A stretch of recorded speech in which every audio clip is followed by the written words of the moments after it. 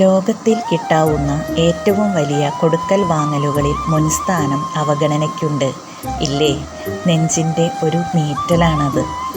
അളവില്ലാത്ത സ്നേഹം കൊടുത്ത് അതിരില്ലാത്ത വേദന തിരികെ വാങ്ങി.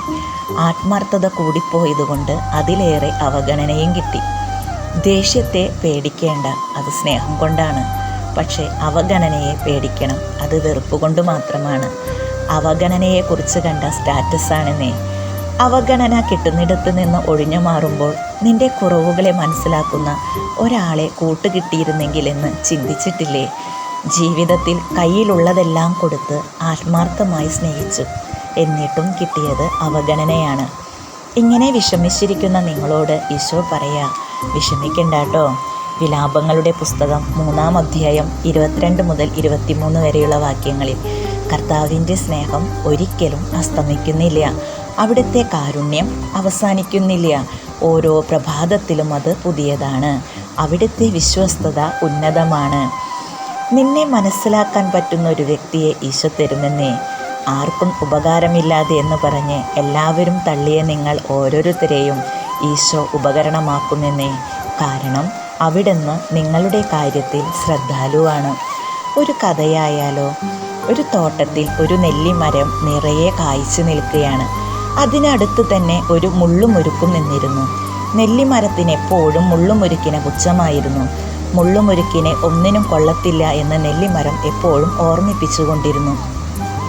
ഒരിക്കൽ തോട്ടക്കാരൻ മുള്ളുമുരുക്കിൻ്റെ ചുവട്ടിൽ ഒരു കുരുമുളക് വള്ളി കൊണ്ടുവന്ന് നട്ടു. പുതിയ കൂട്ടുകാരനെ കുരുമുളക് വള്ളിക്ക് ഒട്ടും ഇഷ്ടവുമായില്ല. എങ്ങ് തിരിഞ്ഞാലും ഈ കുരുമുളക് വള്ളിയിൽ മേൽ ഈ മുള്ള് കുത്തുകയാണ്. നെല്ലിമരം പരിഹാസം ഒട്ടും നിർത്തുന്നുമില്ല. പരിഹാസം തുടർന്നുകൊണ്ടേയിരുന്നു. കുറച്ച് ദിവസത്തിനുള്ളിൽ നെല്ലിമരത്തിനും ഒരു കൂട്ടുകിട്ടി. കുരുമുളക് വള്ളി ഇങ്ങനെ നോക്കി നിൽക്കെ നെല്ലിമരത്തിൻ്റെ കൂട്ടുകാരൻ ദാ പടർന്നു പന്തലിച്ചു.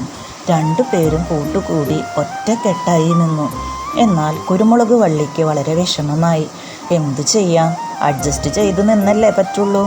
ഒരു ദിവസം ശക്തമായ കാറ്റും മഴയും വന്നു.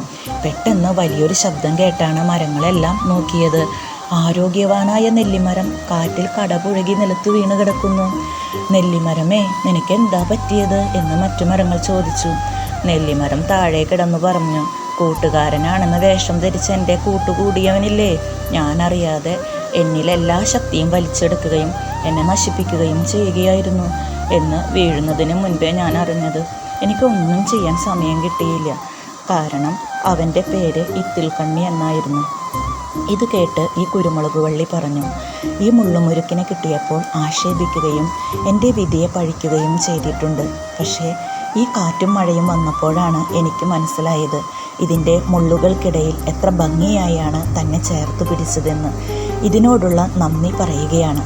ഇത് കേട്ട മുള്ളുമുരുക്ക് മറുപടി പറഞ്ഞു, എനിക്ക് നിന്നോട് ഒരുപാട് നന്ദിയുണ്ട്. നീ വന്നത് മുതൽ ആർക്കും ആവശ്യമില്ലാത്ത ഈ തോട്ടത്തിൽ കഴിഞ്ഞിരുന്ന എന്നെ നീ വന്നത് മുതൽ ടോട്ടലി എൻ്റെ ലൈഫ് മാറി. നിനക്ക് കിട്ടുന്ന എല്ലാ പരിചരണങ്ങളും എനിക്ക് കിട്ടി. അതുകൊണ്ട് ഞാൻ നിന്നോടും താങ്ക്സ് പറയുകയാണ്. ഇതുപോലെ പ്രാർത്ഥനയുടെ വേരിൽ ഉറച്ചു നിന്ന് ശക്തി സ്വീകരിച്ച് മറ്റുള്ളവരുടെ കുറ്റപ്പെടുത്തലിലും ഒറ്റപ്പെടുത്തലിലും തകർന്നു നിൽക്കാതെ മുന്നേറാൻ നമുക്ക് സാധിക്കട്ടെ.